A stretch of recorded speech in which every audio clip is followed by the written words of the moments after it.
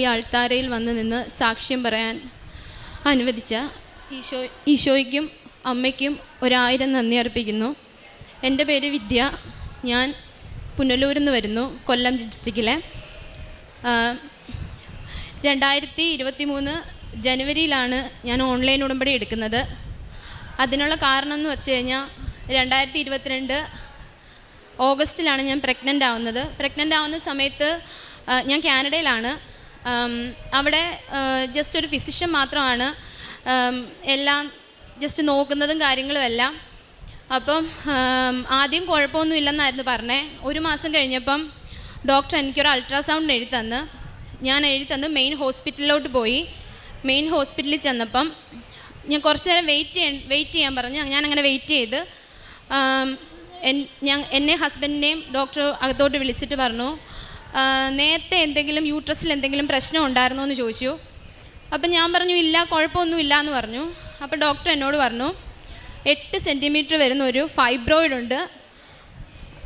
പിന്നെ പറഞ്ഞതെന്ന് വെച്ച് കഴിഞ്ഞാൽ എനിക്ക് സഹിക്കാൻ പറ്റാത്തൊരു കാര്യമാണ് ഡോക്ടർ പറഞ്ഞത്. ഈ കുഞ്ഞിനെ 6 മാസത്തിൽ കൂടുതൽ ക്യാരി ചെയ്യാൻ പറ്റത്തില്ലെന്ന് പറഞ്ഞു. ഞാനും ഹസ്ബൻഡും തളർന്നാണ് പോയത് അന്നേരം. കാരണം വീട്ടുകാരും ഞങ്ങൾ 2 മാത്രമേ ഉള്ളൂ അവിടെ.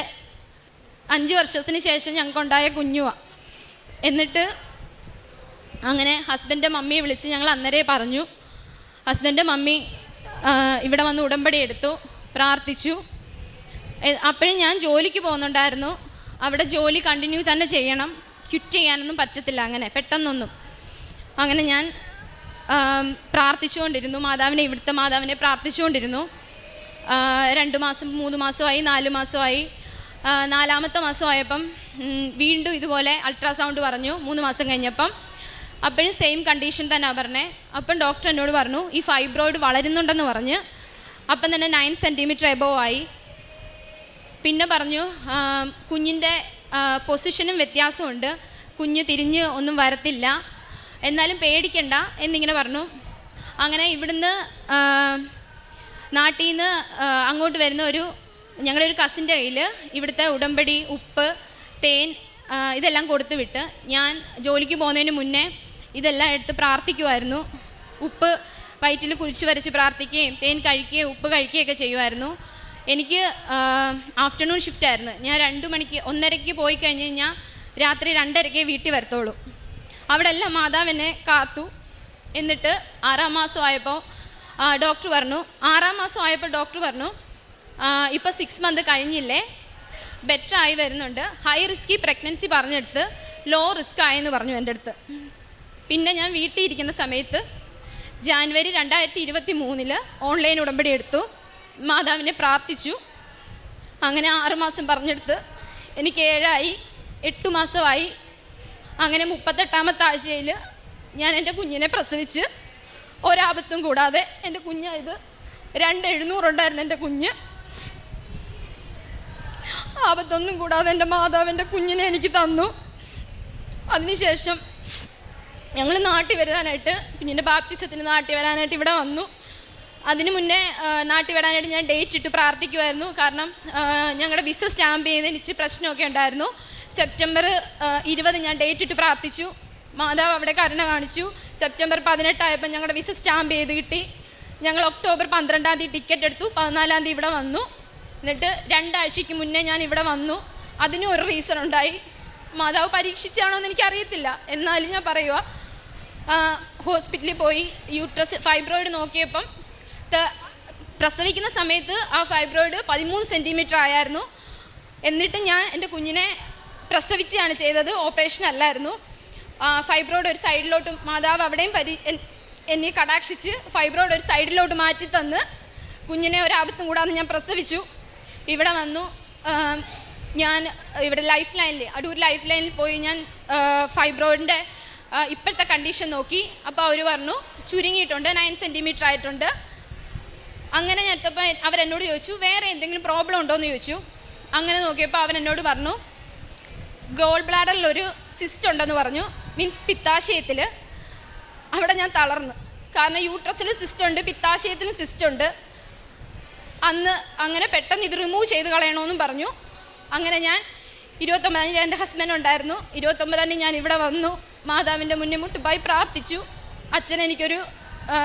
അച്ഛൻ തൈലം തൊട്ട് പ്രാർത്ഥിച്ചു. എനിക്കൊരു കാശ് രൂപം തന്നു. എന്നിട്ട് ഇവിടുന്ന് പോയ വഴി തന്നെ ഞാൻ ഹോസ്പിറ്റലിൽ അഡ്മിറ്റായി. പിറ്റേ ദിവസം രാവിലെ എൻ്റെ ഓപ്പറേഷൻ കഴിഞ്ഞ് കുഴപ്പമൊന്നുമില്ലായിരുന്നു. ഒരു കുഴപ്പമില്ലാതെ അവർക്ക് 2 സിസ്റ്റും റിമൂവ് ചെയ്യാൻ കളഞ്ഞു. ഒരു സിസ്റ്റ് 9 to 10 സെൻറ്റിമീറ്ററും ഒരു സിസ്റ്റ് 6.5 സെൻറ്റിമീറ്ററും ആയിരുന്നു. അത് 2 റിമൂവ് ചെയ്ത് കളഞ്ഞു. അതിനുശേഷം ഒരു ഡോക്ടർ എൻ്റെ അടുത്ത് വന്ന് പറഞ്ഞു, ഫൈബ്രോയിഡിലെ പ്രശ്നം കുഴപ്പമില്ല, എന്നാലും പിത്താശയത്തിൻ്റെ നമുക്ക് എന്താണെന്ന് നോക്കാം എന്ന് പറഞ്ഞു. അങ്ങനെ ബയോപ്സിക്ക് വിട്ടു. ബയോപ്സി റിസൾട്ട് വരുന്നിടം വരെ ഞാൻ മാതാവിനോട് പ്രാർത്ഥിച്ചു. കാരണം ഞാൻ എൻ്റെ കുഞ്ഞിൻ്റെ കൂടെ 6 മാസമേ താമസിച്ചിട്ടുള്ളൂ. കാരണം എന്താ വരുന്നതെന്ന് എനിക്കറിയാൻ പറ്റത്തില്ല. അങ്ങനെ എൻ്റെ ബയോപ്സിയുടെ റിസൾട്ട് കഴിഞ്ഞ ആഴ്ച വന്നു. എനിക്ക് ഓപ്പറേഷൻ കഴിഞ്ഞിട്ട് ഇപ്പം 14 ദിവസം ആവുന്നതേ ഉള്ളൂ. എൻ്റെ ബയോപ്സി റിസൾട്ട് നെഗറ്റീവാണ്. MRIയിൽ എനിക്ക് വേറെ ഒരു പ്രശ്നവുമില്ല. മാതാവ് എന്നെ കടാക്ഷിച്ചു. ഞാൻ തിരിച്ച് 8-ാം തീയതി പോവുകയാണ്. തിരിച്ച് കാനഡയ്ക്ക് പോവുകയാണ്. അടുത്ത മാസം 8-ാം തീയതി. ഡോക്ടർ 1 മാസത്തെ റെസ്റ്റ് എനിക്ക് തന്നു. എന്നാലും എനിക്ക് ബെറ്ററായി ഞാൻ വരുന്നുണ്ട്. ഒരു കുഴപ്പമില്ല. മാതാവ് വലിയ രീതിയിലാണ് എന്നെ അനുഗ്രഹിച്ചത്. ഈ ജീവിതം മുഴുവൻ ഞാൻ മാതാവിൻ്റെ കാൽപ്പാദത്തിലാണ് എൻ്റെ ജീവിതം. ഈ കുഞ്ഞിനെ എൻ്റെ ഹസ്ബൻഡിനെയും ഞാനും സമർപ്പിച്ച് പ്രാർത്ഥിക്കുകയാണ്. ഉടമ്പടി ജീവിതത്തിൽ ജീവിക്കാനും മാതാവിൻ്റെ പ്രത്യക്ഷീകരണത്തിൻ്റെ സാക്ഷിയാക്കി ഇനി എന്നെ മാറ്റാനും ഞാൻ പ്രാർത്ഥിച്ചുകൊണ്ടേയിരിക്കും. പിന്നെ മാതാവ് ഒരുപാട് വട്ടം എനിക്ക് സ്വപ്നത്തിൽ പ്രത്യക്ഷപ്പെട്ടിട്ടുണ്ട്. 2-3-4 വട്ടം പ്രത്യക്ഷപ്പെട്ടിട്ടുണ്ട് അവിടെ വെച്ച്. അതൊക്കെ ഒരു വലിയ അനുഗ്രഹമായിട്ട് ഞാൻ കരുതുന്നു. എന്നെ സാക്ഷിയാക്കി മാറ്റിയതിന് ഒരുപാട് നന്ദി പറയുന്നു ഞാനിവിടെ. പരിശുദ്ധമ്മയ്ക്കും തിരുക്കുമാരനും നമുക്ക് നന്ദി പറയാം. ഈ സഹോദരി വലിയൊരു സാക്ഷ്യമാണ് പറഞ്ഞത്.